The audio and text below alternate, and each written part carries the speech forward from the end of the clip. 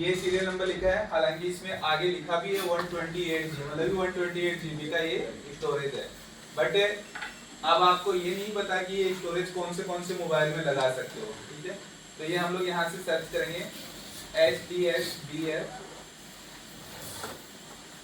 यहाँ पर आपको सर्च करना है। इसमें कंपोनेंट वाले में आने के बाद में आईफोन क्वेरी में आएंगे और यहाँ पर सर्च करेंगे HDSBF के बाद में क्या था DG14 तो यहाँ पर आगे सर्च करेंगे BG14, ठीक है।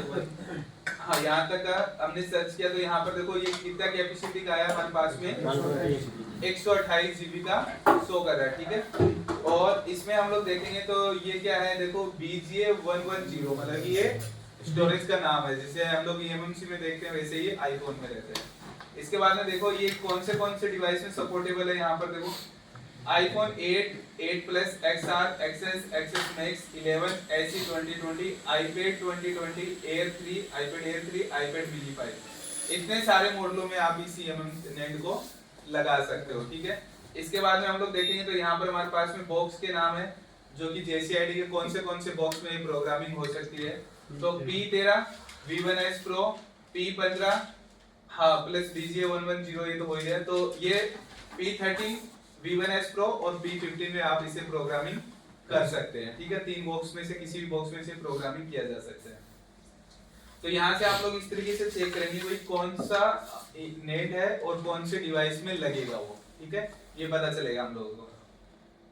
अब मान लीजिए आपको कोई स्टोरेज अपग्रेड करना है, तो स्टोरेज अपग्रेड करते टाइम आपको क्या चीज देखना है। पहली बात तो ये देखना है कि भाई आपका मोबाइल कौन से में आप अपग्रेड कर रहे हो स्टोरेज।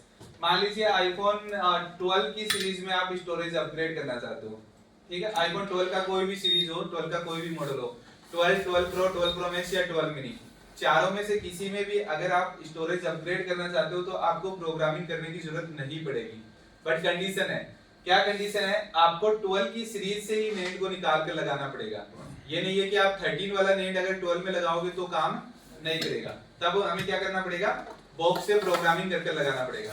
अगर 12 की सीरीज में कर रहे हो, 12 की सीरीज से निकाल के लगा रहे हो, तब कोई भी आपको प्रोग्रामिंग करने की जरूरत नहीं है, ठीक है। नया नेट परचेज करने की जरूरत नहीं है, आईडी वाले बोर्ड परचेज करो और बोर्ड में से निकाल कर लगाओ नेट सीधा, ठीक है। तो अगर 12 की सीरीज में हुआ तो 12 की सीरीज से लगाना है। अगर 13 की सीरीज में चेंज करना है तो 13 की सीरीज से ही निकाल कर लगाएंगे हम लोग नेट को, ठीक है। और अगर आप मान लो कि कोई भी दूसरी जगह से अगर 13 में चेंज कर रहे हो और आप चाहते हो कि 12 वाला 13 में लगाना है, तो फिर आपके पास में बॉक्स होना कंपलसरी है। बॉक्स नहीं होगा तो आप ये काम नहीं कर सकते। तो एक तो ये हो गया। इसके बाद में 14, 15, 16 की सीरीज में आप डायरेक्टली लगा सकते हो, उसमें कोई भी इश्यू नहीं शो करता आपको, ठीक है। उनमें डायरेक्टली कर सकते हैं। अब बात करें 11 से नीचे का कोई मॉडल है, 12 से नीचे का कोई मॉडल है, 11 तक की सीरीज का कोई मॉडल है, उसमें आप अगर नेट को रिप्लेस करते हो तो आपको प्रोग्रामिंग करना कंपलसरी रहेगा, ठीक है। तो हम लोग क्या करते हैं, पहले सबसे पहले इस बॉक्स को कनेक्ट करते हैं,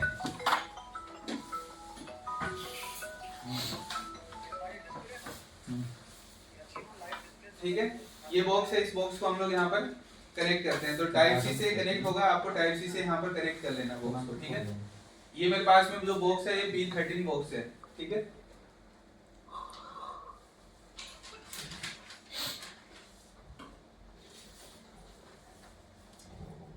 अब जब भी आप इसे कनेक्ट करते हो तो यहाँ पर कनेक्ट होगा। देखो P13 और P15 यहाँ पर लिखा है, तो यहाँ पर कनेक्ट होगा।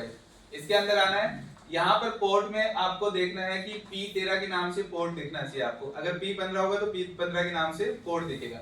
आपको यहाँ पर COM3 पर नहीं करना है, नहीं तो ये कनेक्ट नहीं होगा, ठीक है। तो यहाँ पर P13 के नाम से हम लोग ये सेलेक्ट करेंगे और कनेक्ट पर। अब यहाँ पर हमारे पास में क्या हुआ, ये डिवाइस कनेक्ट हो चुका है, ठीक है।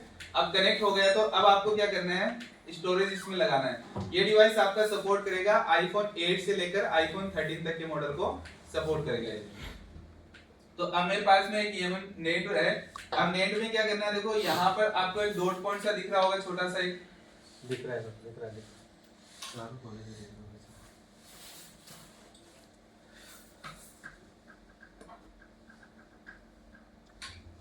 हाँ सर। तो यहाँ पर एक डॉट पॉइंट दिख रहा है।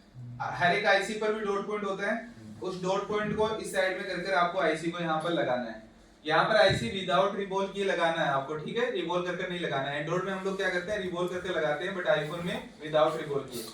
तो आपको कनेक्ट कर देना। कनेक्ट करने के बाद यहाँ पर आपके पास में ये दिखा देता है, देखो कितना जीबी स्टोरेज है, 128 जीबी स्टोरेज है।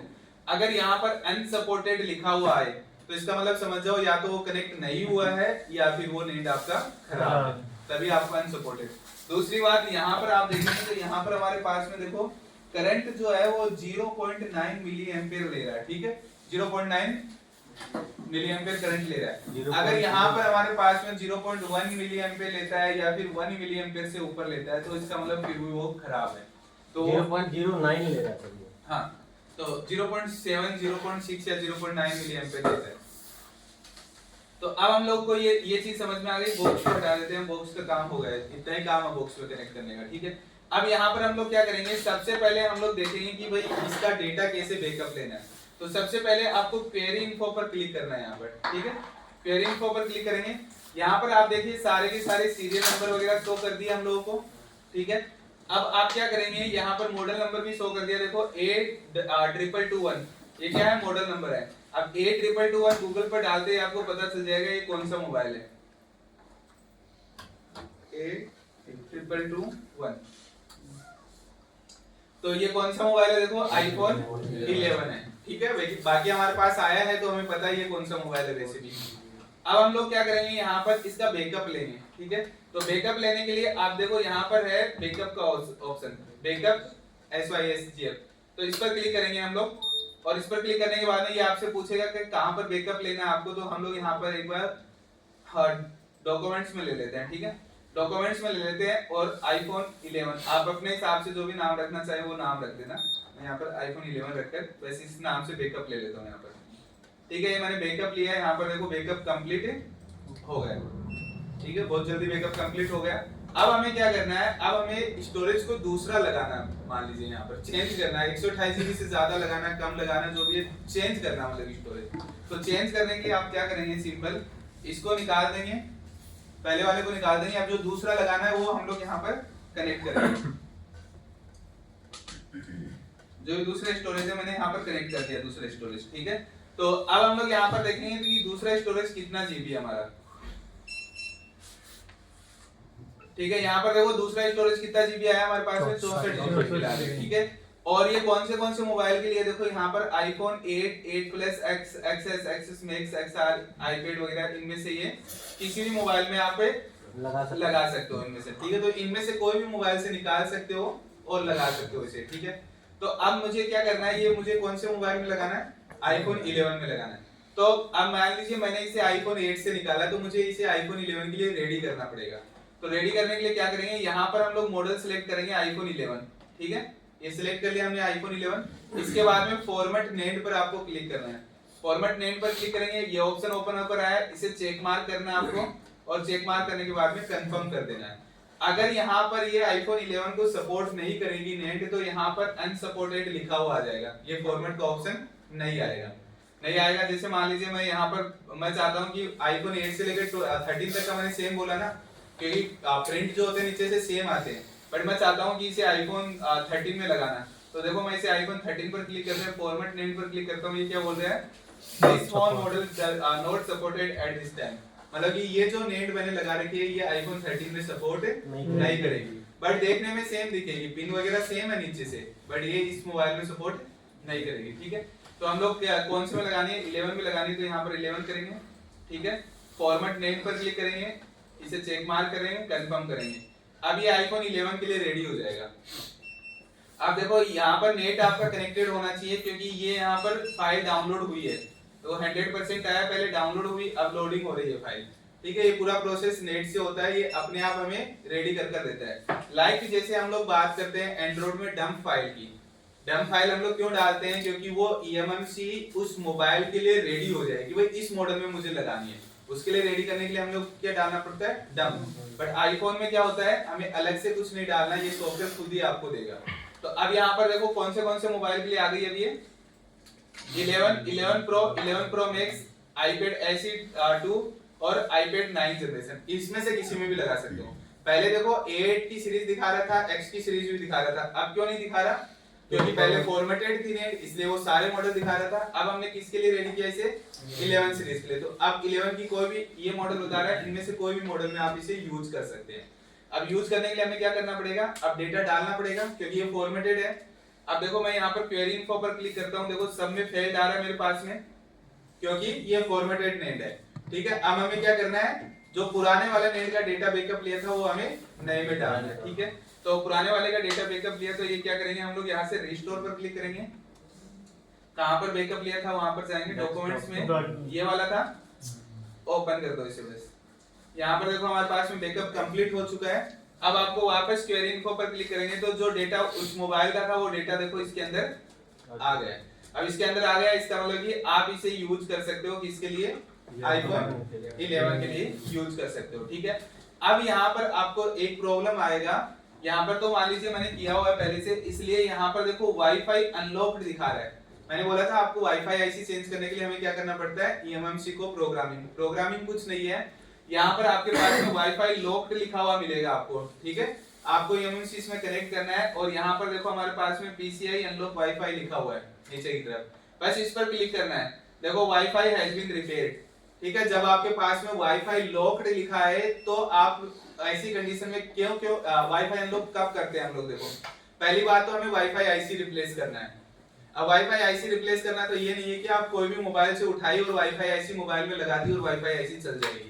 आपको नेट को निकालकर नेट को क्या करना पड़ेगा? वाईफाई अनलॉक करना पड़ेगा। अनलॉक करने के बाद में हम लोग क्या कर सकते हैं? यूज कर सकते हैं। तो इसलिए यहाँ पर वाईफाई अनलॉक। दूसरी बात, अगर आप नेट को रिप्लेस कर रहे हो तो नेट को रिप्लेस करते टाइम भी आपके पास में क्या आएगा? यहाँ पर वाईफाई लॉक लिखा हुआ आएगा। अगर आपने इतना ही डेटा लेकर अगर ये मोबाइल में लगा दी तो अब मोबाइल में वाईफाई का ऑप्शन हाइड रहेगा, क्लिक ही नहीं होगा वाईफाई पर। तो आपको क्या करना है? ये डेटा डालने के बाद में वाईफाई अनलॉक करना है। जैसे वाईफाई अनलॉक कर दिया, अब इसके बाद में वापस क्वेरी इन्फो पर जाओगे तो यहाँ पर वाईफाई अनलॉक आएगा। पहले वाईफाई लॉक्ड आता था, अब अनलॉक आएगा वाईफाई लिखा हुआ आपके पास में। अब डेटा मैंने डाल दिया पूरा का पूरा, अभी आईफोन 11 के लिए रेडी हो गई है। अब इस वाले हार्ड डिस्क को क्या करना है? आपको रिकॉल करके मोबाइल में लगाना है और लगाने के बाद में iTunes या 3U टूल के थ्रू सॉफ्टवेयर इसमें करना है खाली। ठीक है, जो सॉफ्टवेयर हम लोगों ने पहले सीखा था सॉफ्टवेयर कैसे करना है, सीधा ये मोबाइल में स्क्रीन पर आपको कोई भी शो नहीं करेगा, कुछ भी नहीं शो करेगा स्क्रीन के ऊपर। जैसे मोबाइल को कनेक्ट करोगे मोबाइल DFU मोड में कनेक्ट होगा सीधा। आपके पास क्या ऑप्शन आएगा? रिस्टोर का ऑप्शन बस ओनली। तो रिस्टोर पर क्लिक करना है, iTunes से करो चाहे 3U टूल से करो, वो आपकी मर्जी है, कोई से सेट करो। तो रिस्टोर करेंगे और रिस्टोर करने के बाद में आपके मोबाइल पर स्क्रीन आएगा और उसके बाद मोबाइल ऑन हो जाएगा। सर जैसे अपन ने बैकअप ले रखा है और वो बैकअप भी उसी के दूसरी जैसे अपन ने अपग्रेड करी तो उसमें वो कर सकते हैं ना? हाँ वो तो कर सकते हैं। वो आपको अगर डेटा का देखो, इसमें कोई भी डेटा का कस्टमर का डेटा नहीं आया इसमें कुछ भी। ठीक है, इसमें ओनली फॉर क्या है? IMEI नंबर और सीरियल नंबर। अगर कस्टमर का डेटा का कोई भी कंफ्यूजन हो आपको तो डेटा पहले बैकअप लेना है iTunes के थ्रू, 3U टूल के थ्रू बैकअप नहीं करना, iTunes के थ्रू बैकअप करेंगे और उसके बाद में ये प्रोसेस कंप्लीट करेंगे और चालू होने के बाद में वो डेटा आप वापस से इस मोबाइल में डाल सकते हैं। ठीक है, बट ये मत सोचना कि इसके थ्रू कस्टमर का डेटा आएगा। यहाँ पर कस्टमर का डेटा का कोई भी ऑप्शन नहीं है, ओनली फॉर किसका डेटा आएगा? मोबाइल को ऑन करने के लिए जो सीरियल नंबर होते हैं वो डेटा आपको मिलने वाला है। अगर हमारे पास में 12 की सीरीज का कोई मोबाइल है और उसमें आपको ये काम करना है तो आप क्या करेंगे? सीधा 12 की सीरीज का ही कोई मॉडल परचेज करें और उसमें से नेट को निकालें और उस मोबाइल में लगाएं और लगाकर आपको क्या करना है? सीधा प्लेस करना है। क्योंकि हम लोग उस दिन कर रहे थे ना आईफोन 12 के अंदर, तो उसमें ये प्रोसेस रहेगा।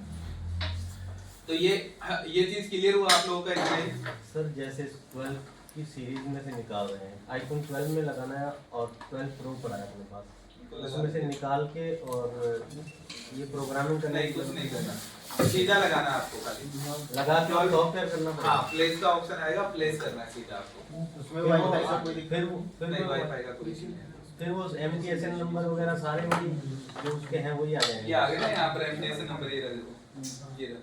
नहीं ये तो सर प्रोग्राम किया है ना अपन ने। नहीं, उसमें प्रोग्राम की जरूरत नहीं पड़ती ना। तो 12 की सीरीज में अगर 12 से ही निकाल कर लगा रहे हो तो प्रोग्राम की जरूरत नहीं होती, वो डेटा उसके पास में अवेलेबल है उसके पास, सब कुछ एलईडी जाएगा, कोई भी एरर केसेस वो प्रोसेसर से आएगा। हां, वो प्रोसेसर से रहता है, कोई भी एरर नहीं हो सकता। बट चाहिए 12 की सीरीज का। अगर 13 में कर रहे हो तो 13 की सीरीज का ही चाहिए, तभी हो पाएगा।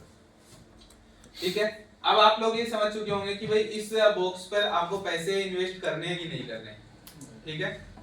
तो अभी आपका क्या माइंड करता है कि इस पर पैसे इन्वेस्ट करने चाहिए, क्योंकि ये 25,000 रुपए का मिलेगा आपको। P15 जो है 25,000 रुपए का बॉक्स आएगा। नहीं, P15 लेना ना तो आपको P15 में ये भी मॉडल होंगे, iPhone 8 से लेकर iPhone 16 तक को सपोर्ट करेगा P15। BJ 110, BJ 70, BJ 315। हाँ, iOS 9 Pro। तो उसमें P15 परचेज करना है, ठीक है। तो 25,000 रुपए के लगभग बॉक्स मिलेगा। अब इसमें कुछ कंफ्यूजन है, इसमें कुछ पूछना है यहाँ तक के लिए? ये V1S Pro में ही कनेक्ट होते हैं। V1S Pro है तो उसमें तो कनेक्ट होते ही होते हैं, ये बॉक्स नहीं कनेक्ट होंगे, उसके सॉकेट अलग से आते हैं, वो सॉकेट आते हैं, वो सॉकेट कनेक्ट होते हैं, ठीक है। तो एक चीज तो मुझे नहीं लगता कि आपको स्टोरेज अपग्रेड के लिए इतना ज्यादा इन्वेस्ट करने की जरूरत है, क्योंकि स्टोरेज अपग्रेड में देखो क्या प्रॉब्लम है आपके पास में। आप अगर नेट परचेज करते हो नई मार्केट से 128 GB तो 2500 रुपए रेट है, और iPhone 11 का बोर्ड परचेज करते हो 128 GB तो 1500 रुपए रेट है। बॉक्स में भी ये प्रोग्रामिंग हो रही है ना इसका? हाँ? बॉक्स में नहीं, मतलब कि मैं बता रहा हूँ स्टोरेज अगर परचेज करते हो, जैसे मान लो आपको 12 की सीरीज में 128 GB चाहिए, तो 12 की सीरीज का 128 GB अगर वो बोर्ड आप वहां से परचेज करते हो तो बोर्ड आपको मिल जाएगा 1500 रुपए के आसपास, 12 का भी इतना रेट का आता है। और अगर आप नेट नहीं लेते हो तो कितने की मिल रही है? 2500 रुपए। पैसा भी ज्यादा हमारा, इससे अच्छा हम लोग क्या करेंगे, बोर्ड ही परचेज करेंगे, पूरा बोर्ड आपके पास बच गया, पूरी आईसी आपके पास बच गई, खाली स्टोरेज निकालकर हम लोग को जिसमें लगाना उसमें लगा देंगे। अब मान लो कि आप 512 GB परचेज करते हो तो 500 रुपए और बढ़ा लो अगर बोर्ड में, अगर वो 1500 रुपए का बोर्ड आ रहा है तो 2000 रुपए का मिल जाएगा 512 GB।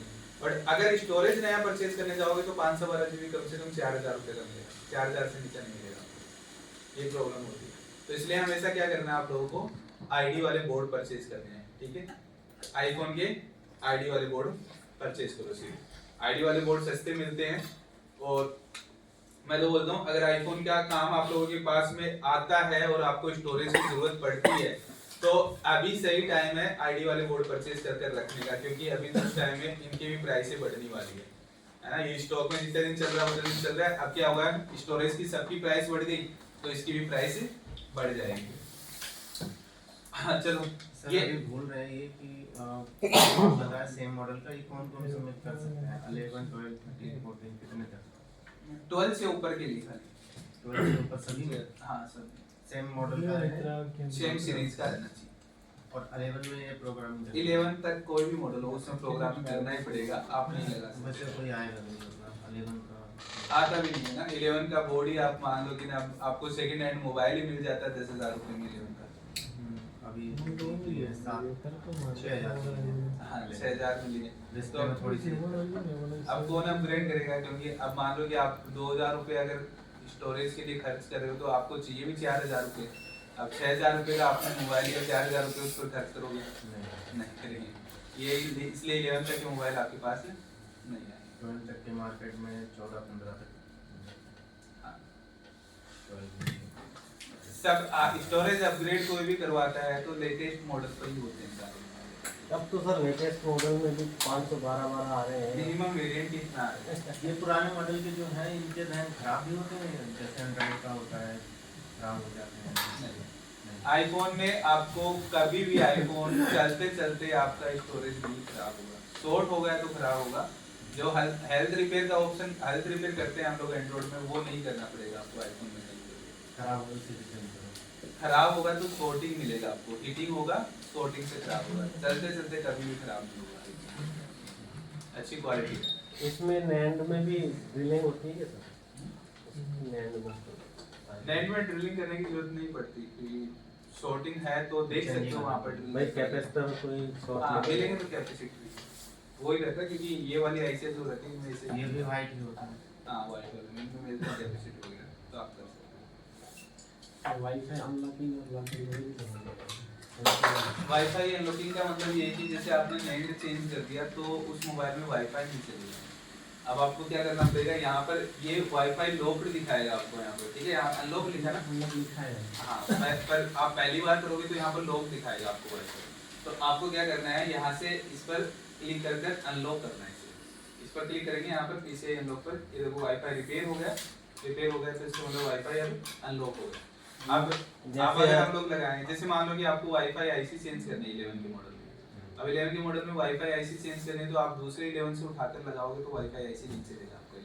उसके लिए नेट को निकालना। हाँ, उसके लिए नेट को निकाल कर फिर आपको क्या करना पड़ेगा, यहाँ से ये वाईफाई अनलॉक करना पड़ेगा। ये अनलॉक करने के बाद में जो दूसरे मोबाइल से नेट निकाल कर लगाइए वो काम करेगा, अदरवाइज काम नहीं करेगा। वाईफाई आईसी अगर हम अनलॉक होने के बाद फ्लैश मारेंगे तो लॉक हो जाएगा।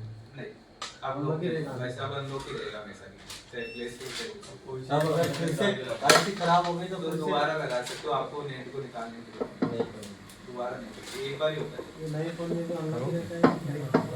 iPhone 17 में आया। घर में करोगे? हाँ, बाकी फोनों में अनलॉक रहता तो है। रहता है। तो आईफोन 17 अनलॉक करना पड़ता है कि चेंज करना पड़ता है? हाँ भाई, मतलब दोनों चीज निकालनी पड़ेगी। एक्टिविटी किए मुझे को क्या करने सर मैं कह रहा कि दूसरे मतलब वो करता ही नहीं है, दूसरे में वो तो वाईफाई आईसी निकालने आएंगे, नॉलेज की आई नहीं है, परचेज करनी पड़ेगी, ये जुगाड़ नहीं कर सकते। जुगाड़ नहीं, कुछ भी जुगाड़ नहीं है। 17 की सीरीज में अनलॉक आया, खाली 17 की सीरीज में चेंज हो रहा है, किसी मॉडल से निकाल के बाकी किसी में भी नहीं है। साइड में है वाईफाई आईसी का बड़ा लंबा खर्चा है।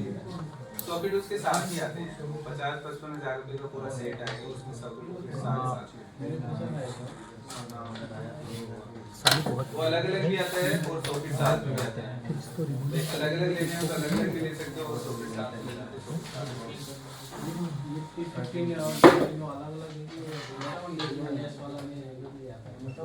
V1S तो अलग है, V13 अलग है, V15 अलग है। बट जो V13 और V15 में काम होता है वो V1S Pro में वही काम है। बस V1S Pro all in one है। V1S Pro all in one है, सब कुछ करेंगे। ठीक है, ये समझ में आ गया? सर मेरे कहने का मतलब था कि वापस में डायरेक्ट प्रोग्रामिंग नहीं हो सके वापस नहीं, हमें डेटा पुराना नहीं चाहिए। 11 तक के लिए चाहिए, ऊपर के मॉडल के लिए नहीं चाहिए। 11 तक के लिए पुराना आईसी चाहिए होगा, उससे ऊपर वाले में किसी भी पुराने आईसी की जरूरत नहीं है। खराब हो गया जैसे लाइन शॉर्ट हो गया खराब हो गया चेंज करने के टाइम पे नहीं, 11 तक के लिए ही चाहिए, 11 से ऊपर के लिए नहीं चाहिए। 11 से ऊपर के लिए अगर शॉर्ट हो गई तो आप 12 का शॉर्ट हुआ, मान लो 12 प्रो का शॉर्ट हुआ तो 12 प्रो मिक्सर 12 चारों में से किसी में से भी निकाल के लगा दो डायरेक्ट, आपका सीरियल नंबर वगैरह सब कुछ सेम रहेगा, आपको बॉक्स की जरूरत खाली इतना ये वाईफाई ऑन बात करना है नहीं, उसमें नहीं करना पड़ेगा। सेम सीरीज से निकाल के लगा रहे हो तो नहीं करना पड़ेगा, अगर 30 का 12 में लगा रहे हो तो करना पड़ेगा। 11 के लिए डाटा नहीं मिलेगा तो क्या करेंगे? फिर इसको ज्यादा नहीं है परचेज करना पड़ेगा, परचेज होता है। फ्री में कौन कौन सा काम चलेगा सर हाँ? इसमें फ्री में इसमें ये सीरियल नंबर का डेटा है, ये डेटा परचेज भी होता है बट थोड़ा महंगा मिलेगा आपको। जैसे कि EMMC शॉर्ट नहीं स्टोरेज नहीं स्टोरेज शॉर्ट हो गया खराब हो गया तो डाटा नहीं मिला नहीं 11 तक के लिए चाहिए आपको, 11 से ऊपर चाहिए ही नहीं ना। अब 11 तक के लिए चाहिए तो आपको क्या करना पड़ेगा, आपको इसका ये सॉफ्टवेयर परचेज करना पड़ेगा जेसी ड्राइंग के नाम से। जेसीआईडी का एक सॉफ्टवेयर आता है जेसी ड्राइंग के नाम से, वो परचेज करना पड़ेगा। और उसके बाद में जब आप सीरियल नंबर कोई भी मॉडल से उनसे परचेज करते हो तो उनका अलग से पेमेंट करना है। जेसी ड्राइंग के नाम से आएगा, इनका एक सॉफ्टवेयर आता है जेसी ड्राइंग के नाम से, तो उसमें उससे मिलता है, खाली वही एक ऑप्शन है वहाँ से आपको परचेज करना है। ऊपर में आते हैं बॉक्स की जरूरत नहीं है। जरूरत पड़ेगी वाईफाई में मोबाइल और ऑनलाइन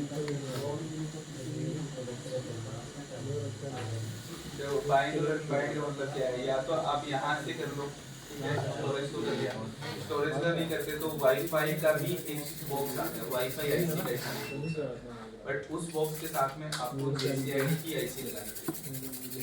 तो उस बॉक्स में लगाओगे आप और मोबाइल में कनेक्ट करोगे तो मोबाइल में वाईफाई अनबाइंड करना पड़ेगा। ठीक है, अनबाइंड करने का मतलब आपको यहाँ से ये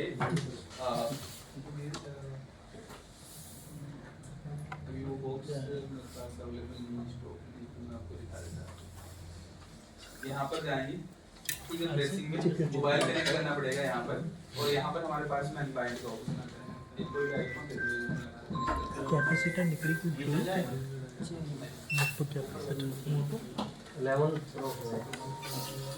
कोई ना तो कैपेसिटर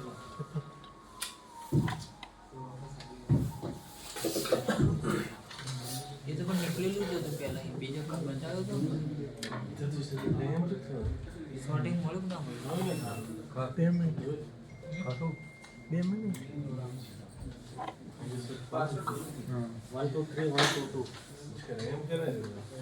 CPU ये जरूर क्यों? यार फॉस्फोरस का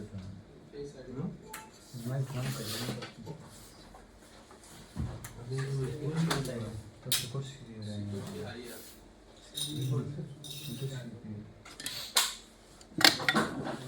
इसको हटा सकते हैं, ये जो पीसी पे कनेक्ट करने के टाइम पे कैसे नहीं मानता हम लोग नहीं कर सकते, फॉर्मेट करनी चाहिए। जैसे कि वो इंसान नहीं रहेगा, फेस वाला इंसान उस टाइप की नहीं है, और हमें आईडी का पासवर्ड चेंज करना है, एप्पल आईडी का पासवर्ड पॉसिबल ही नहीं, इंसान ही नहीं रहेगा। तो उसका पासवर्ड चेंज करना तो उसका पासवर्ड उससे करो ना, iCloud.com वेबसाइट पर जाकर वेबसाइट से होता है। iCloud.com वेबसाइट से। ये कैसे नंबर ऑप्शन है लेकिन वो फेस आईडी ऑप्शन नहीं है। मेरे पास भी आता है, तो एक हफ्ते पहले ये केस आया था, मेरे पास 13 था, वो इंसान विदेश में था, तो फोन मेरे हाथ में दिया उसने, तो पासवर्ड चेंज करने के लिए फेस आईडी मांगा, चेंज पासवर्ड दिया उसने, वेबसाइट से होता है। मोबाइल नंबर तो विदेश में नंबर विदेश में रहेगा तो हो जाएगा इसे।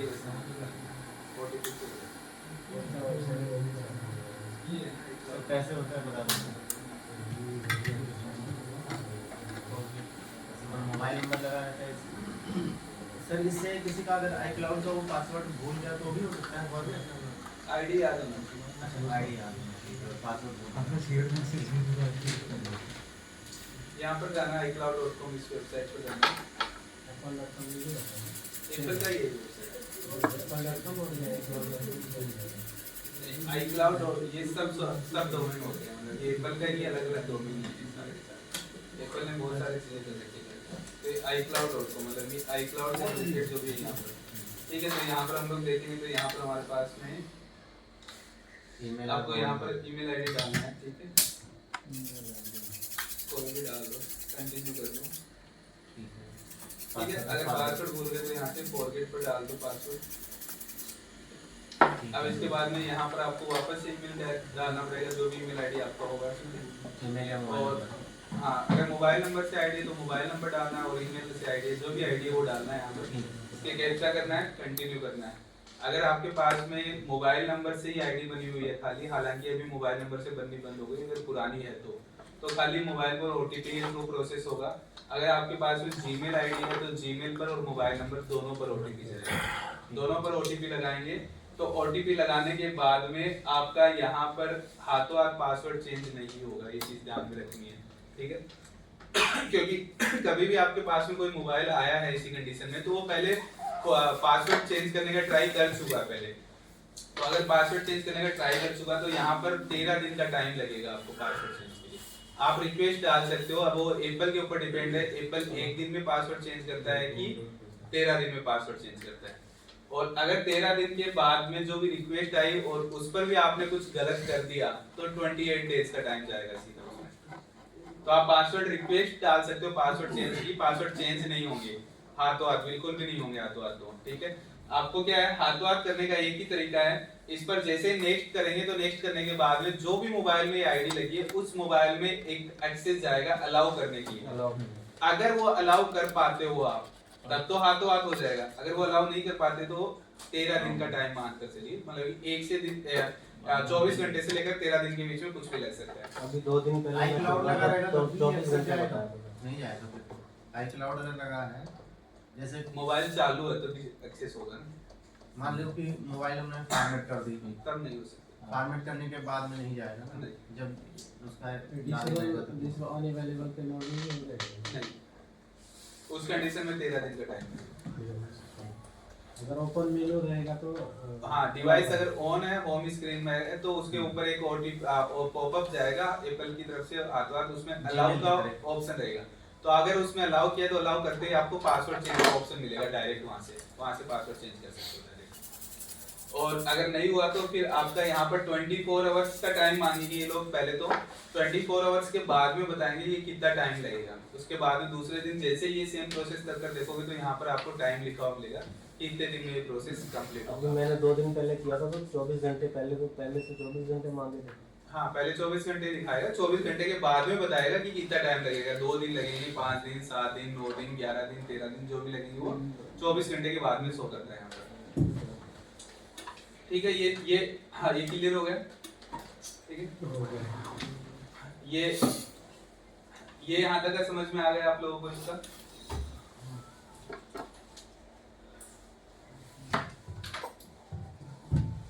बाइंड और अनबाइंड वाईफाई आईसी को ही करना पड़ता ओनली वाईफाई आईसी, है, किसलिए करना वाईफाई आईसी चेंज पड़ता अनबाइंड करना पड़ेगा। बाइंड तो आएगा ही पहले से, जैसे बाइंड ही था, हमने रिपेयर किया था, ये बाइंड ही था पहले, लॉक था इसलिए बाइंड था। अब हमें क्या करना है, उसे अनबाइंड करना है।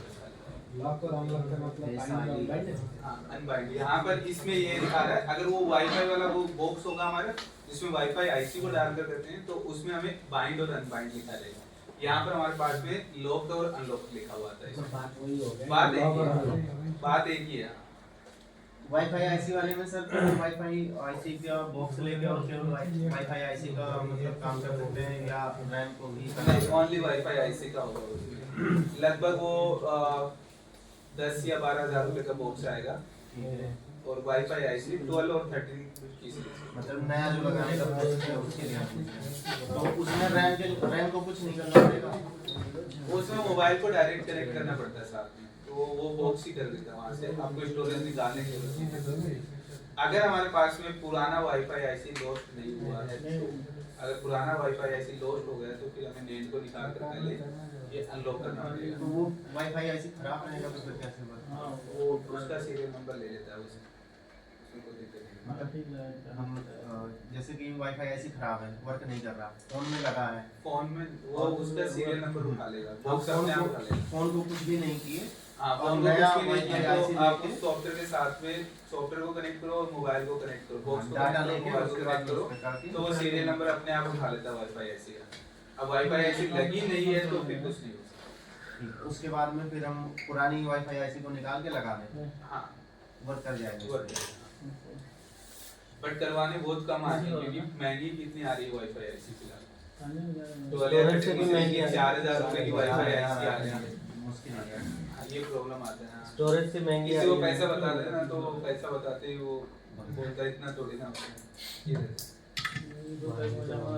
बोलेगा इतने में तो 1 साल का हम रिचार्ज कर लेंगे। तो ये चीज क्लियर हो गया ना यहाँ तक, ये सब चीजें। अब यहाँ पर ये बॉक्स जो है, ये बॉक्स एक्चुअल में लिया क्यों जाता है, क्या काम आएगा, उसके लिए मैं आपको बता देता हूँ। ठीक है, ये हमारे मोबाइल रिपेयरिंग का पार्ट नहीं है, ठीक है, बट कमाई का पार्ट है।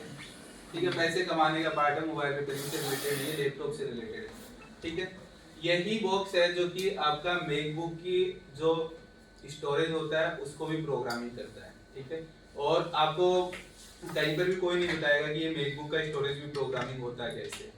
आप देखो JCID की वेबसाइट पर, ऑफिशियल पर जाकर देखोगे आप, तो ऑफिशियल वेबसाइट पर इन्होंने मेंशन कर रखा है इस बॉक्स के लिए खाली क्या, मोबाइल के लिए।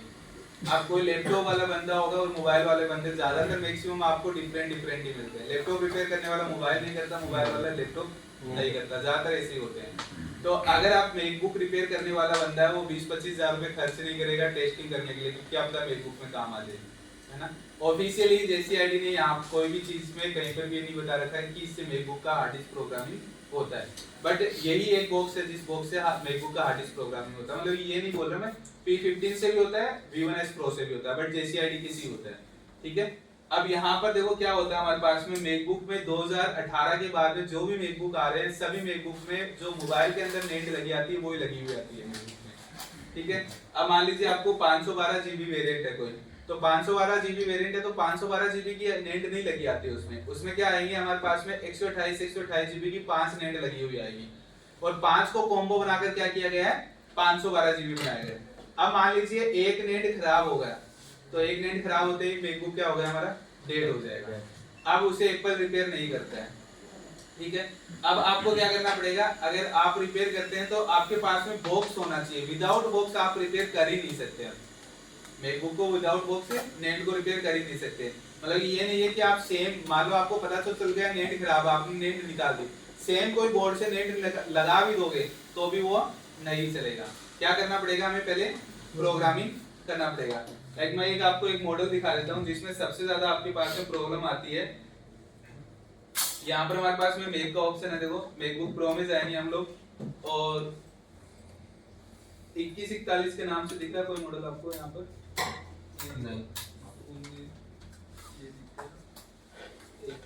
अच्छा, ये स्टोरेज मैंने लगा रखा है इसलिए नहीं दिखा रहा हूँ, मैं स्टोरेज पे से निकालता हूँ और अब मुझे इसे बंद करके चालू करना पड़ेगा।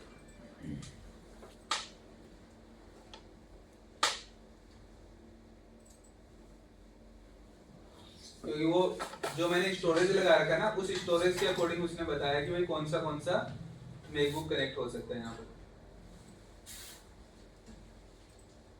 3 मैकबुक दिखा रहे थे ना, अब देखो लिस्ट ज्यादा आ गई ना, क्योंकि हमने वो स्टोरेज कनेक्ट कर रखा है इसलिए।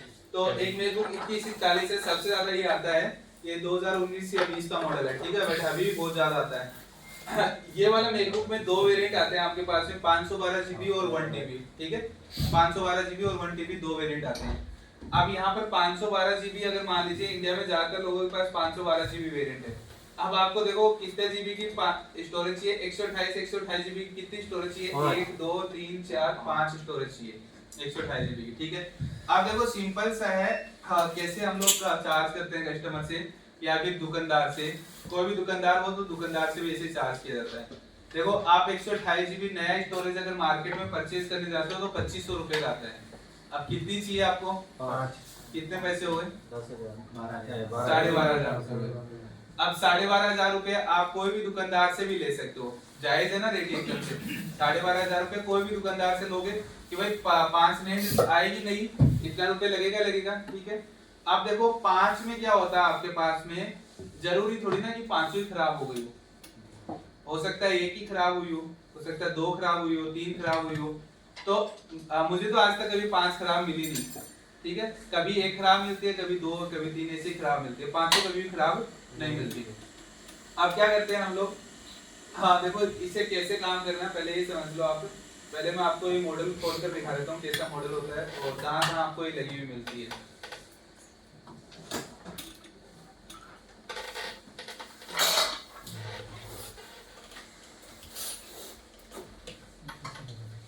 तो अब देखो, हाँ ये TSP 4227 है ना, ये TSP 4227 आईफोन 11 में लगी हुई आती है, ठीक है, आईफोन 11 में लगी हुई आती है। तो अगर आप वैसे परचेज करते हो तो आपको 2500 रुपए की मिल रही है, आप आईफोन 11 परचेज करते हो तो आपको 1400-1500 रुपए का मिल रहा है, ठीक है। बोर्ड पूरा मोबाइल मिल रहा है, हमें मोबाइल में भी काम आ जाएगा और स्टोरेज हम लोग लैपटॉप में भी काम ले सकते हैं उसकी।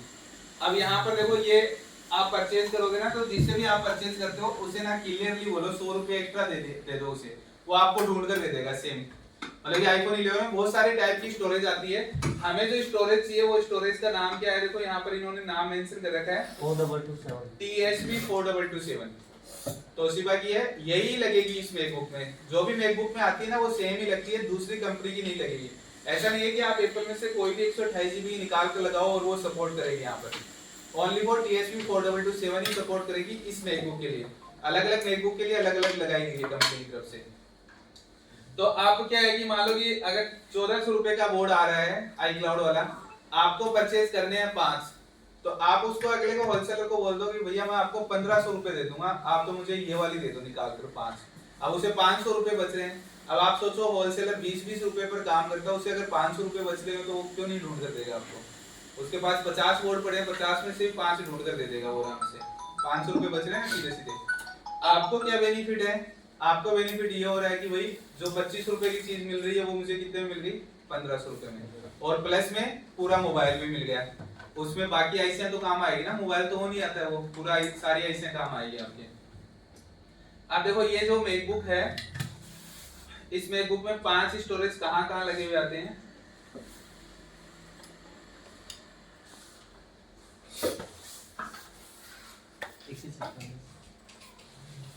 तो हमने 2141 खोला तो ये खोल लेते हैं।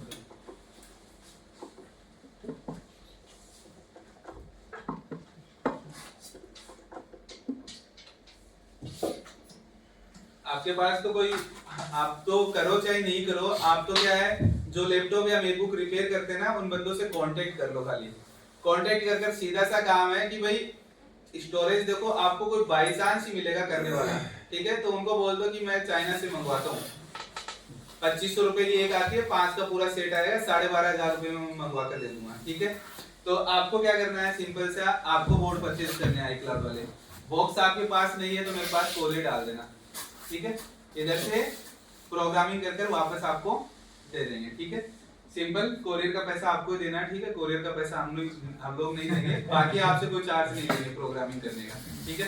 अब आप देखो आपके पास में, अब आपको क्या गेम खेलना है उसके साथ में, 12,500 रुपए की देंगे हम लोग उसको। अब आप सिंपल उसे बोल दो कि भैया ये पुरानी वाली जो स्टोरेज है, पुरानी वाली स्टोरेज वापस जाती है 1000 रुपए में, पुरानी वाली स्टोरेज जो है वो रिफंड जाती है 1000 रुपए में। अब 1000 रुपए में रिफंड जाती है, इसका मतलब वो क्या करेगा कि यार मेरे क्या काम आएगी, खराब हुई, दे देता हूँ रिटर्न में। 1000 रुपए कम ले लिया आपने, 1000 रुपए में रिटर्न दे दी उसे। अब मान लीजिए उसमें से 4 नेट अगर ओके निकल गई, तो आपका खर्चा कितना है, 1500 रुपए। आपका खर्चा इतना है यार, 1500 रुपए लगभग।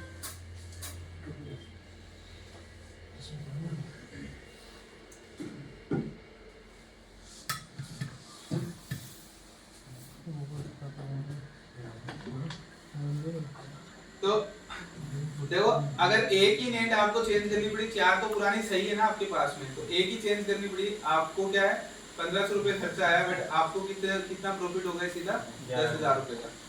12,500 में 11,000, 11,500 में आप दे रहे हो उसे, तो 10,000 रुपए का सीधा प्रॉफिट हो जाएगा उसमें, ठीक है।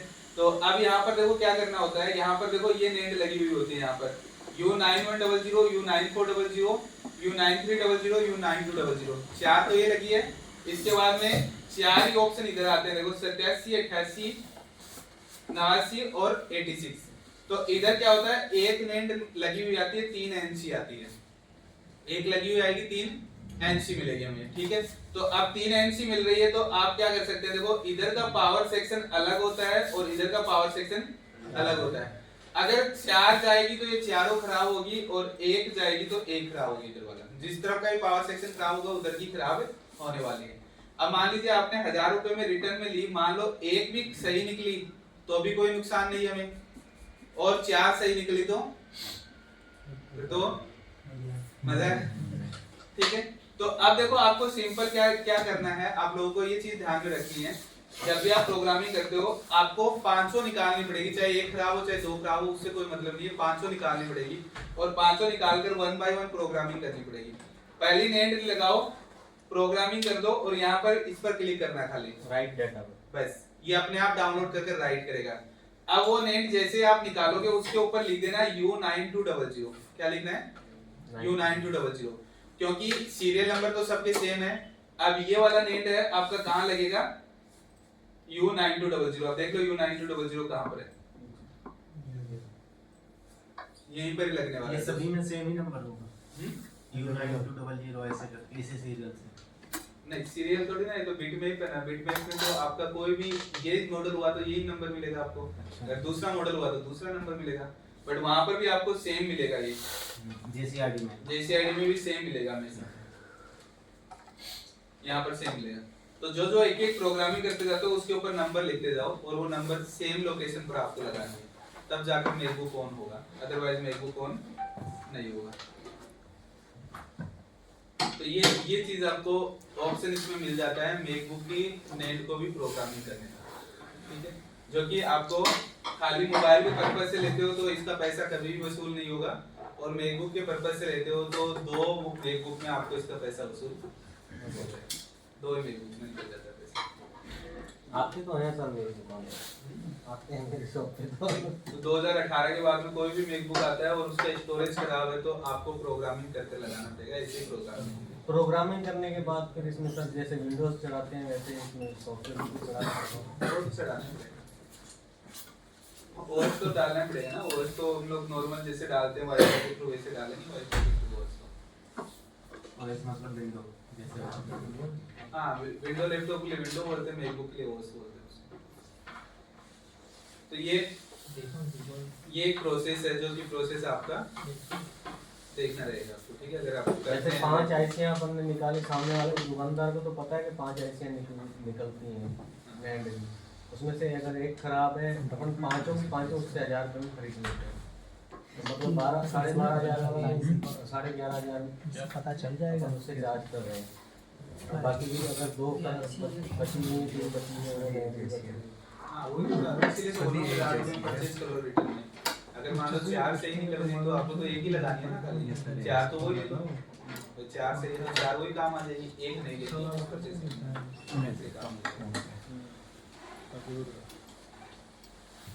तो ये जो बॉक्स है, ये बॉक्स रहेगा आपका जो कि आपका आईफोन को प्रोग्रामिंग में काम आने वाला है, ठीक है।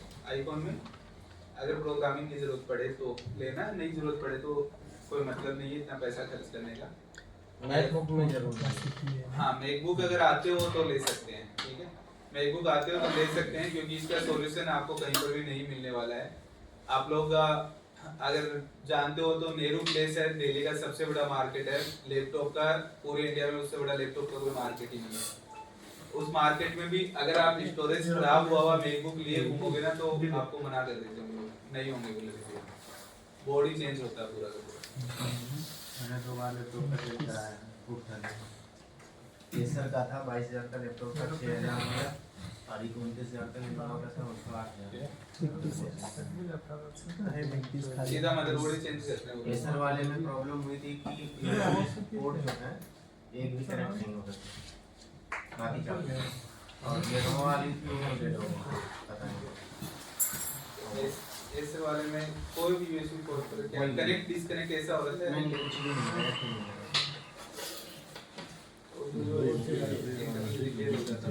रिपेयर करने की काफी कोशिश की है। लखनऊ में है, हजरतगंज में पड़ता है, वहाँ पे लैपटॉप हाउस के नाम से है 100। तो हमारे जिले के जितने लोग हैं उनके पास उन्हीं के पास गया तब लैपटॉप का मैं बता दूं आपको, राइसर में लैपटॉप की कम से कम भी 100 दुकानें हैं। मदरबोर्ड लेवल का काम ये खाली क्या करते हैं, सफाई करके देते हैं, साफ करते हैं खाली बस। हुआ तो ठीक है, नहीं हुआ तो बोर्ड से वो जो है वो मदरबोर्ड नहीं, वो दिखाते मदरबोर्ड का ये सारा। हमें 100 की 100 दुकान पर चले जाओ, कोई भी बोल दो चिप लेवल का एक्सपर्ट नहीं हूँ ये बोलते सारे राइसर में चले जाओ आप कोई भी। बट अंदर जाकर कभी वो अंदर बढ़ने नहीं देते, बट हम लोगों ने अंदर जाकर देखा है टेक्नीशियन क्या करते हैं, खाली साफ करते हैं। और 1.5 मोबाइल आता है तो उसे क्या करते हैं, शैम्पू लेंगे, शैम्पू के साथ में धोते हैं, पूरा धो देते हैं। आप शैम्पू ले, शैम्पू से पूरा अच्छे से उसे वॉश कर दो, कोई भी फंगस वगैरह रहेगा कुछ रहेगा क्लीन हो जाता है, और उससे भी बहुत सारे लैपटॉप चालू करते हैं। काफी देर तक वो कोशिश की है लेकिन फिर बोले मदरबोर्ड चेंज वो दिखाना पड़ता है अरे तो सबके साथ होता है वो नहीं, सबकी रियलिटी है। आप डॉक्टर के पास चले जाओ, डॉक्टर के केबिन में डॉक्टर खाली बैठा है, फ्री बैठा है डॉक्टर, बट आपको जाते ही नहीं अंदर जाने देंगे। 10 मिनट वेट करो, डॉक्टर साहब बिजी हैं, 10 मिनट खाली बैठे रहे डॉक्टर, बट 10 मिनट वेट आपको करना ही पड़ेगा, ये कंपल्सरी है। क्यों? क्योंकि वैल्यू बनाने के लिए।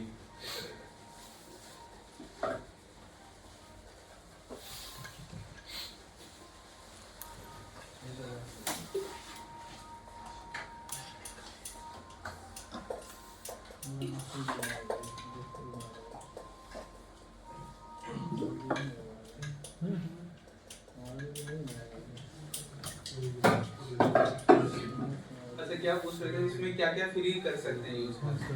तो इसमें देखो क्या क्या फ्री है। आप यहाँ पर आएंगे, एक तो कंपोनेंट नेम वाला ये फ्री है आपके पास में। यहाँ पर आप डिटेल्स चेक कर सकते हैं, कौन सा किससे सपोर्टेड करेगा क्या है। जैसे यहाँ पर देखो JCID वाईफाई आईसी का बताया गया है कि वाईफाई आईसी आपको चेंज करनी हो तो यहाँ पर सीरियल नंबर वगैरह सब कुछ दिए गए हैं, ठीक है। और यहाँ पर कुछ कोड भी दिए गए हैं, ये कोड जरूरी होते हैं यूनिवर्सल के लिए। इसके बाद में हम लोग अगर आईफोन में जाएं तो आईफोन के नेट के बारे में इन लोगों ने पूरा बता रखा है कि भाई कौन सा नेट कौन से डिवाइस में सपोर्ट करेगा और कितना जीबी होता है। ऐसे हम लोग बात करें तो एंड्रॉइड में भी ये सीरियल नंबर लिखे हुए आते हैं, ठीक है। तो सीरियल नंबर से आपको बता देते हैं कि ये कौन सा एमएमसी या यूएफएस है और कितना जीबी का है, ठीक है, ये बता देंगे आपको। यहाँ पर आपको यूएफएस की डिटेल मिलेगी, एमएमसी की डिटेल नहीं मिलेगी यहाँ पर, ठीक है। देख लेते हैं एमएमसी की ऐड की है नहीं की है। तो यहाँ पर सारी की सारी यूएफएस की ऐड कर रखी है, एमएमसी की ऐड नहीं कर रखी है। क्यों नहीं कर रखी है? क्योंकि इन्होंने जो बॉक्स निकाला है, ये यूएफएस के नाम से बॉक्स निकाला है, जो ये खाली यूएफएस को सपोर्ट करता है, एमएमसी को सपोर्ट नहीं करता है अभी तक। तो उस दिन मैं यही तो पूछ रहा था कि मतलब एंड्रॉइड का भी इसमें काम नहीं हो सकता। वो बॉक्स चला जाएगा, मैंने क्या बोला, बॉक्स चला जाएगा। इसके इसका जैसी आईडी यूएफएस का बॉक्स चला जाता है, नेट का बॉक्स चला जाता है। सर बॉक्स मतलब वही सॉकेट, सॉकेट नहीं, वो पूरा सेट ही लगाएगा। बॉक्स जैसे वहाँ था ना बॉक्स, अच्छा तो बढ़िया ही इतना जैसे ये F64 बॉक्स है उसके सॉकेट अलग अलग आते हैं ना। वही बॉक्स जैसे अलग V1 अलग S Pro socket है तो उसी में ये आता है। सॉकेट लगता है ना। ये आता है, ये V1 S Pro में ये तो लगता 154 है। 254 297 है। ये सीधा डायरेक्ट कनेक्ट होता है यूएसबी टू कंप्यूटर से। ये है V1 S Pro only for Apple के लिए। $400 मतलब हो गया 40 का हाँ 40,000 का था 35 से 40 हजार के बीच में इसकी रेट। तो उससे बढ़िया तो $60 और इसमें एमएमसी नहीं होता है, ओनली फॉर यूएफएस होता है इसमें। एमएमसी सपोर्ट नहीं करता है, तो इसलिए इतना चला नहीं, इसलिए बिका नहीं इतना, नहीं तो ये भी अच्छा नहीं। बट इसलिए JCID कंपनी पुरानी है, बट मैं तो सजेस्ट नहीं करता इसके लिए इसे, क्योंकि इसलिए सजेस्ट नहीं करता क्योंकि ये एप्पल के लिए काम करते हैं, ज़्यादा फोकस एप्पल पर रखते हैं। जैसे लाइक ऐसा ही हो गया, जैसे ये सॉफ्टवेयर है, ये सॉफ्टवेयर क्या करता है, ज़्यादा फोकस एप्पल पर रखते हैं। अब दे तो रखे हैं एंड्रॉइड के भी, बट पुराने मॉडल ऐड कर रखे हैं। अब बोर्नियो क्या है, एप्पल के लिए ज़्यादा नहीं करता, वो एंड्रॉइड के लिए करता है, तो उसमें एप्पल का लेट आएगा, एंड्रॉइड का जल्दी आएगा, ये चीज़। तो इसलिए इसमें जो भी है JCID का बॉक्स में जो भी आपको डिटेल्स मिलने वाली है, वो पहले किसके लिए मिलने वाली है, एप्पल के लिए, एंड्रॉइड के लिए लेट मिलेगी। तो इसलिए आप इनमें जा सकते हैं दूसरे बॉक्स में।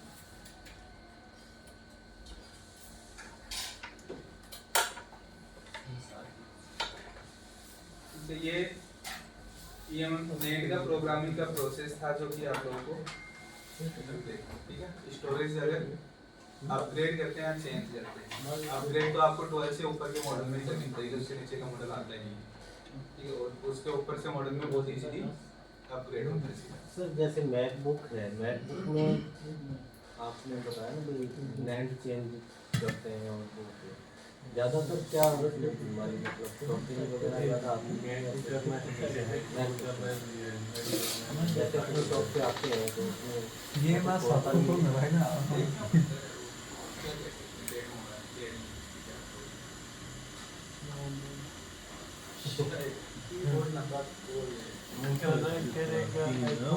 क्या लैपटॉप करेगा नहीं आ जाता है तो ग्लास चेंज फ्री बैठे तो क्या क्या दिक्कत है? ये तो प्रोसेस मैंने इसलिए बता दिया आप लोगों को। नहीं, ये वाला प्रोसेस में क्या है कि आप लोग कोई भी आपसे दुकानदार टकरा जाता आपकी बात है होगी तो आप दुकानदार से ले लो भाई, आपको क्या दिक्कत है लेने में, ठीक है। यहाँ बेच देना, कोरियर का चार्ज 100-150 रुपये कोरियर का चार्ज लगेगा। यहाँ से आपको बॉक्स लेने के लिए भी बोल रहा हूँ मैं इसके लिए। सर पोस्टल से कुरियर अब कोरियर आपको देखना कौन सा मेरे तो यही है, मैं तो पोस्ट ऑफिस से भी उठा के जाऊंगा। क्या है क्या नहीं, तो बस ये है कि वापस लगा सकते हैं जैसे वैसे। मेरा तो यही है, मैं तो यही से उठाया चलो सर के पास। इसलिए ये बस मैंने प्रोग्रामिंग वाला पार्ट बता दिया था कि ये कभी आपको जरूरत पड़े तो काम सर ये वीडियो सारी पड़े हैं उसको कभी लाया तो एक बार देखने से तो याद नहीं रहेगा, कुछ तो भूल जाता बॉक्स का है ना पूरा, इस वाले का जो आईफोन ग्लास के अंदर है इसका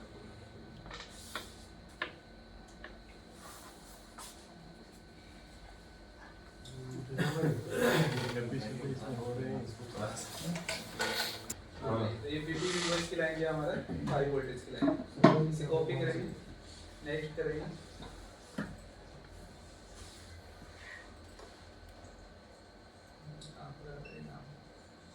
पेज नेक्स्ट करेंगे। यहाँ पर टेस्टिंग पॉइंट भी है, देखो ये नाम लिखे हुए हैं। अब यहाँ पर हम लोग देखेंगे तो यहाँ पर देखो इसमें आया हमारे पास में। अब ये आईसी देखेंगे तो ये आईसी देखो क्या है, DMID है। सेम है। तो यहाँ से वीबस इनपुट हुआ तो यहाँ से आउटपुट होगा, स्विचिंग जहाँ से होगा वहाँ से आउटपुट होगा।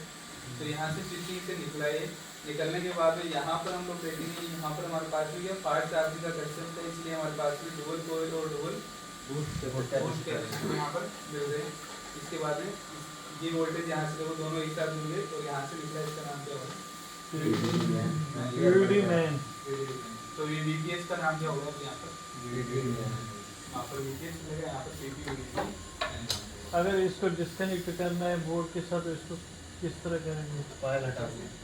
जैसे हम रेड में करते हैं, VPS पे कॉइल उठाया, नहीं इसमें नहीं उठाना कोई वगैरह। इसमें देखो क्या सिंपल सा काम है, देखो इसमें आपको इजीली पता चलती है चीजें।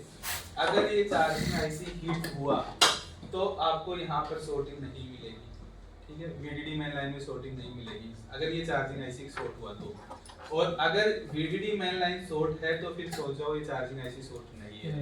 आगे का VDD main line सेक्शन पर- और पीछे का नहीं गर्म हो जाए। हाँ, इसमें ऐसा एंड्रॉइड की तरह नहीं होता, ये कंफ्यूजन पैदा नहीं करता कि ये शॉर्ट है कि ये शॉर्ट है, आपको ये हटाकर देखना पड़ेगा सीधा। तो अगर VDD मेन लाइन शॉर्ट मिला आपको तो चार्जिंग आईसी को छोड़ दो, वो ओके है। और चार्जिंग आईसी शॉर्ट है तो VDD मेन लाइन में आपको शॉर्टिंग नहीं शो करेगा कैपेसिटर पर। तो पहला आपको क्या करना है, VGAT पर चेक करना है, दूसरा VDD मेन लाइन पर चेक करना है।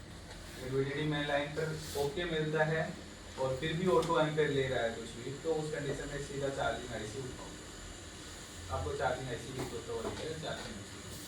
और अगर आपके पास में VDD मेन लाइन शॉर्टिंग मिलता है तो चार्जिंग आईसी की नहीं होगा, फिर आपको आगे देखना है। बट ऑटो एम्पेयर लेगा VDD main line. Primary line कहाँ तक होता है? प्राइमरी लाइन हम लोग पावर आईसी से पहले देखते हैं। पावर बटन दबाने से पहले जो वोल्टेज बन जाते हैं उसे प्राइमरी लाइन में काउंट करेंगे। पावर बटन दबाने के बाद जो वोल्टेज बनेंगे उसे सेकंड में। तो पावर बटन दबाने के जैसे बाद बाप power IC LDO वोल्टेज बनते हैं। उसके बाप बाद LDO, हाँ।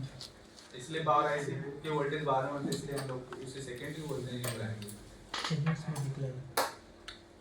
सर दो ही लाइन होती है और बस बोलने के लिए दो लाइन है। हम ऐसे तो अब बोलने को ये ज्यादा वो चलन में आ गया, नहीं तो बोलने को हम लोग तीन भी बोल सकते हैं। VBAT हो गया, प्राइमरी तो एक्चुअल में वो है VBAT, सेकेंडरी कौन है, फिर VPH है। फिर थर्ड पर हम लोग बात करें तो थर्ड पर क्या बोले, बकौल असली वही है। एक्चुअल में तो ऐसा होता है, बट नॉर्मली सब जो एक चलन में आ गया नाम प्राइमरी और सेकेंडरी, तो प्राइमरी और सेकेंडरी नाम पहले से चलन में आ गया, इसलिए हम लोग क्या बोलते हैं और DPS को प्राइमरी उसको 3 वोल्टेज सीधा बदलते हैं। पहले तो 5 वोल्ट आता है चार्जिंग से 3